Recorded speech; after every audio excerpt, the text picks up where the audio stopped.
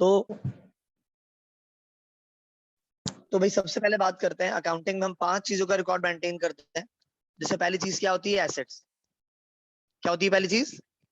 Assets होती है। Asset मतलब असासा या सामान जो बिजनेस में हमारे पास मौजूद है। ठीक है। अच्छा, अकाउंटिंग का पीरियड होता है 1 साल का।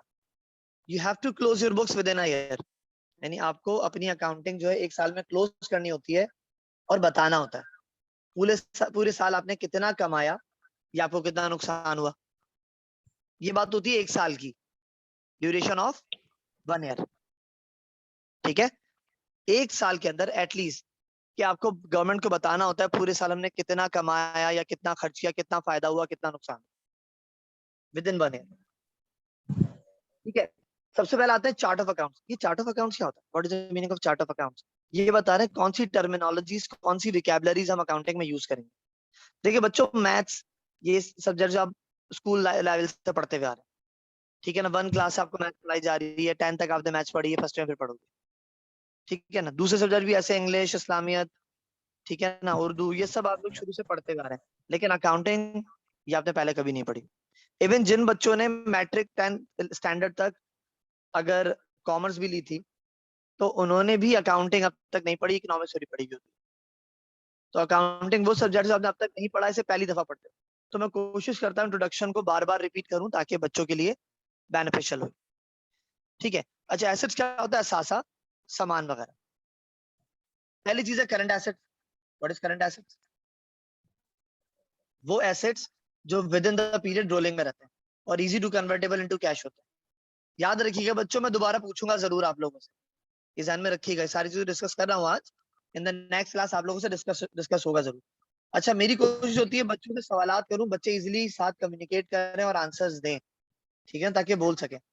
तो मेरी क्लास में बच्चा घबराता है, मैं कोशिश करता हूँ उसका कॉन्फिडेंस शेक करने की बजाय उल्टा उसे कॉन्फिडेंस दूं ताकि वो पढ़ सके और सवाल डिस्कस कर सके। राइट, मेरी कोशिश हमेशा ही होती है। अच्छा, करंट एसेट्स क्या होता है? वो एसेट्स जो within the period rolling में रहते हैं, easy to convertible into cash. Accounting का पीरियड कितने टाइम का होता है बच्चों? 1 year. 1 year. Close books within a year. अच्छा, जिसका काम जितना ज्यादा होता है उतनी जल्दी क्लोज करता है। लोग 6 मंथ्स में भी क्लोज करते हैं, 3 मंथ्स में भी क्लोज करते हैं, मंथली भी क्लोज करते हैं, इवन कुछ लोग फोर्टनाइटली भी क्लोज करते हैं। फोर्टनाइट कहते हैं 15 दिन, हाफ ऑफ द मंथ। तो आपने ये बताना होता है कितना कमाया, कितना खर्च किया इन दिस पीरियड। तो जो आपके पास जो रिकॉर्ड मेंटेन करने का तरीका है वो 1 साल का है। ठीक है। अच्छा, बिजनेस कितनी तरह के होते हैं हमारे? Type of business.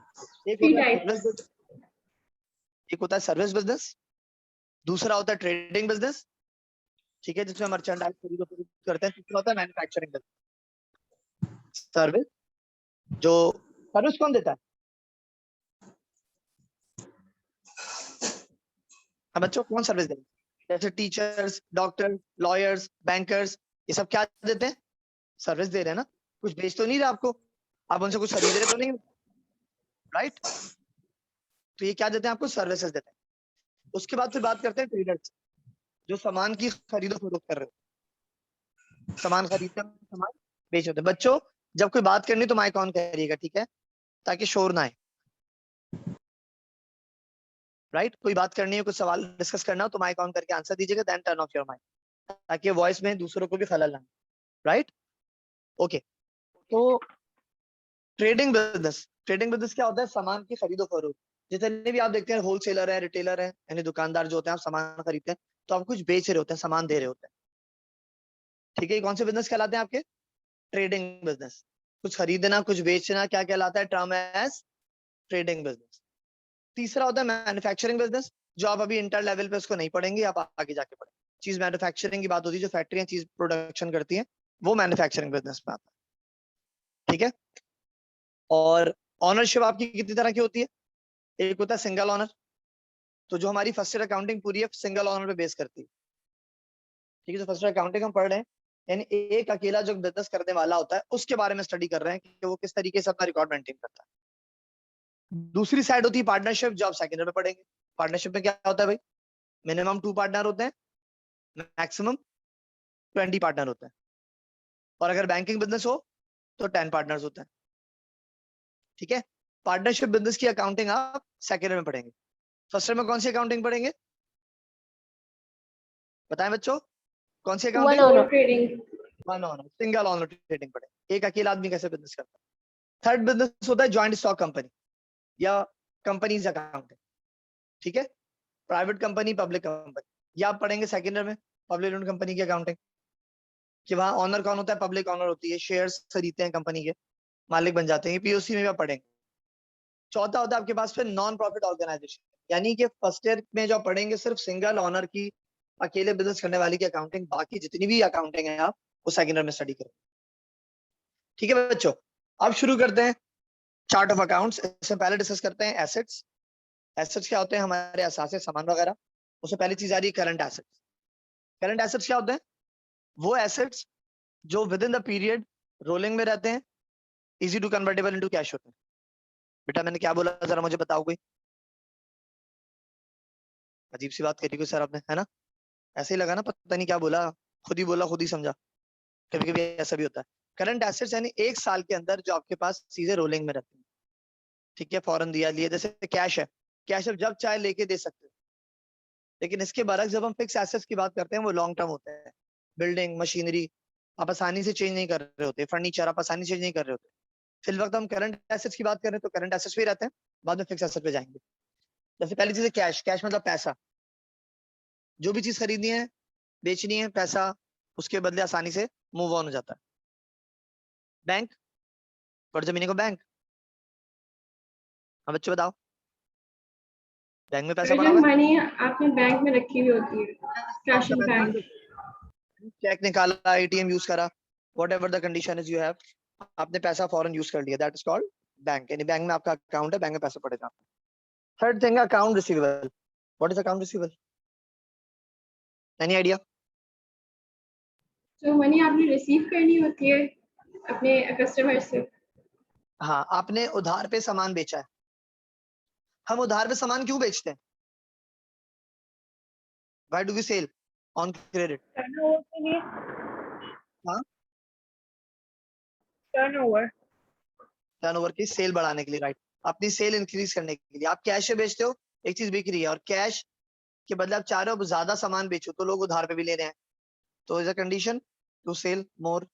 तो रिसीवेबल मतलब उधार पे सामान बेचा, अब आपको पैसे लेने हैं, तो मुझे जब पैसे लेने तो एसेट्स मेरे पैसे हैं ना, किसी और के पास है, राइट।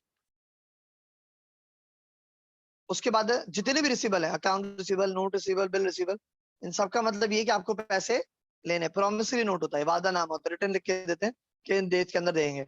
अकाउंट रिसीवेबल एक जनरल टर्म होती है कंपनी की, कंपनी नॉर्मली है, जितनी भी आपके बिजनेस होते हैं वो लोग क्या करते हैं, उधार पे सामान बेचते हैं। किसे बेचते हैं सामान? उधार पे बेच रहे होते हैं। तो ये नोट की कंडीशन तब आती है, अगला पैसे नहीं दे रहा भाई, साइन करके दे आप पेमेंट कर देंगे, क्योंकि अगर आप नहीं करेंगे तो I will sue you in court, ठीक है ना। तो प्रॉमिसरी नोट साइन होता है, वादानामा, तो उस पर एक ड्यू डेट होती है, मेंशन होती है, उससे अगर लेट करो तो पेनल्टी चार्ज होती है। बिल रिसीवल, कंपनी में जब ट्रांजैक्शन होती है ना, तो सामान बेचते हो खरीदते हो तो उसका बिल बनता है। क्या बनता है? बिल बनाते हैं आप, कि भाई ये ले बिल की पेमेंट करें। आप कुछ खाने पीने भी कहीं जाते हो तो बिल आता है आपके, बिल लेते हैं।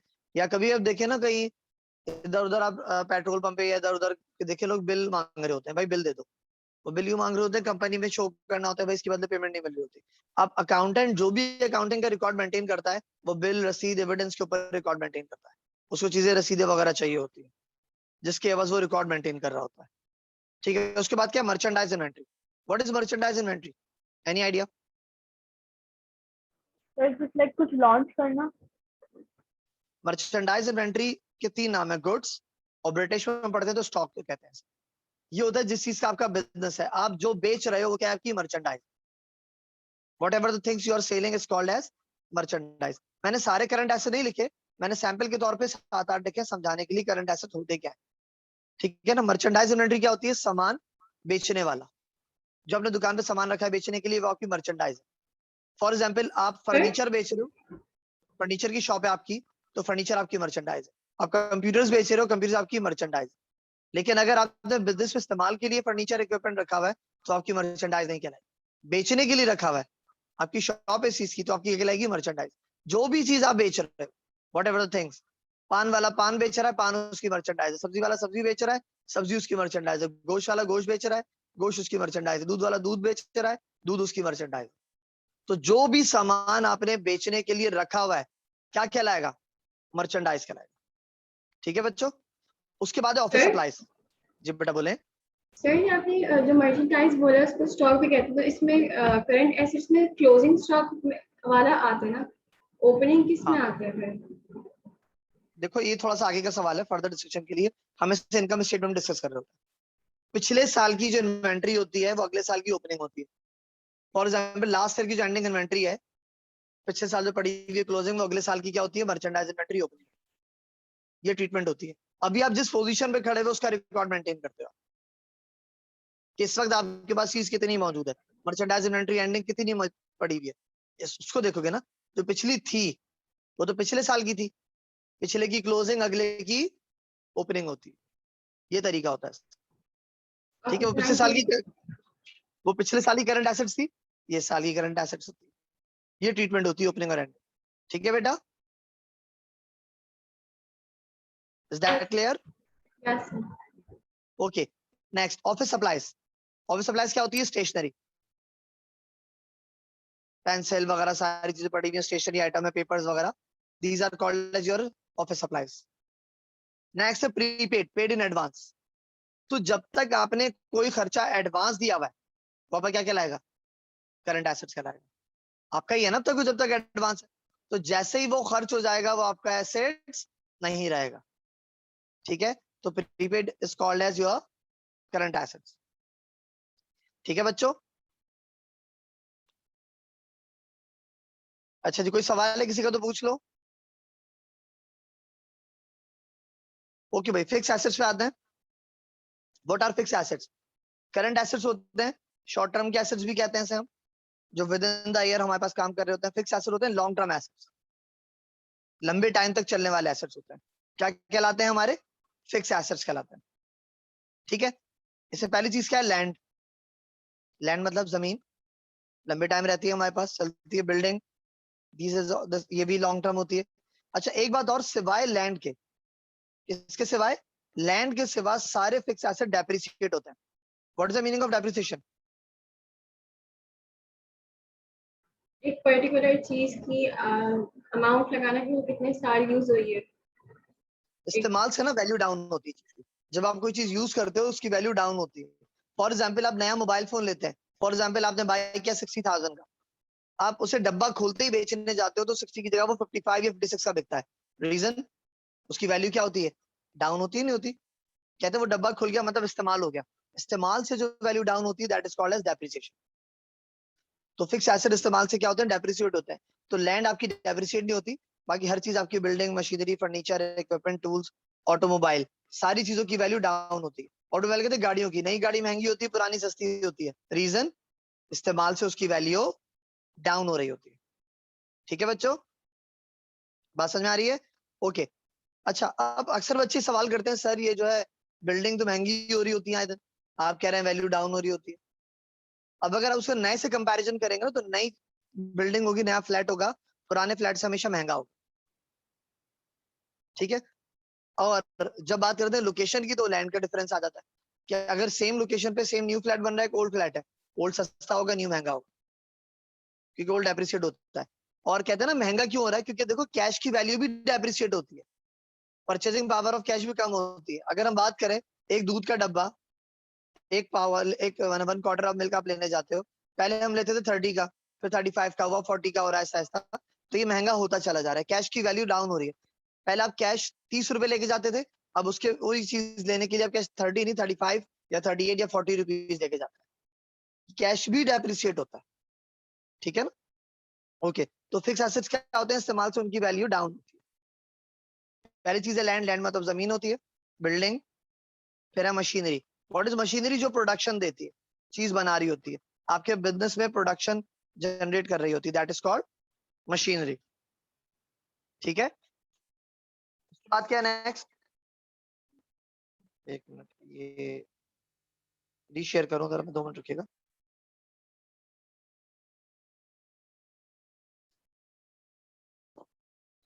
अच्छा जी, फिर क्या बिल्डिंग के बाद क्या है? मशीनरी। मशीनरी क्या होती है? जो प्रोडक्शन देती है, चीज बनाते हैं आप, मैन्युफैक्चर करते हैं, दैट इज कॉल्ड मशीनरी। जो चीज बना रही होती है, प्रोडक्शन देखिए। फर्नीचर क्या होता है?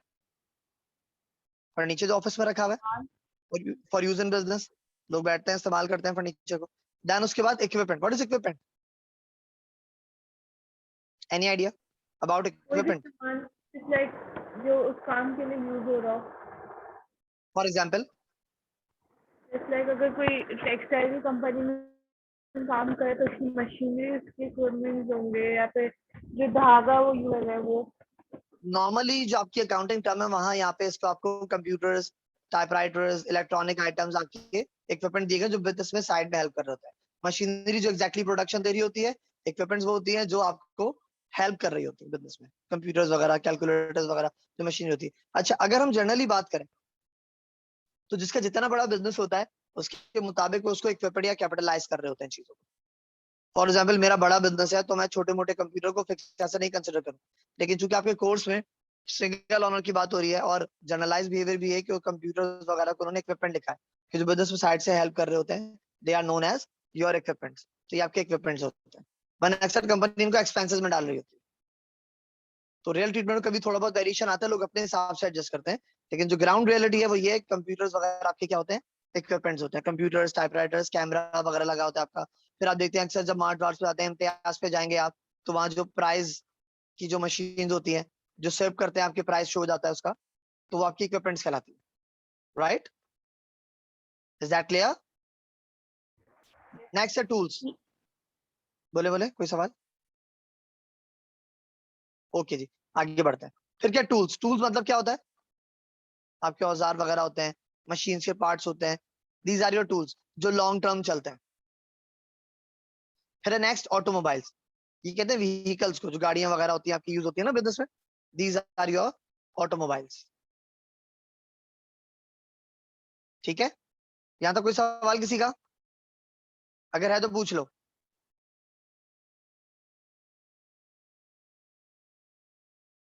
मीटिंग टाइम ओवर होने वाला है।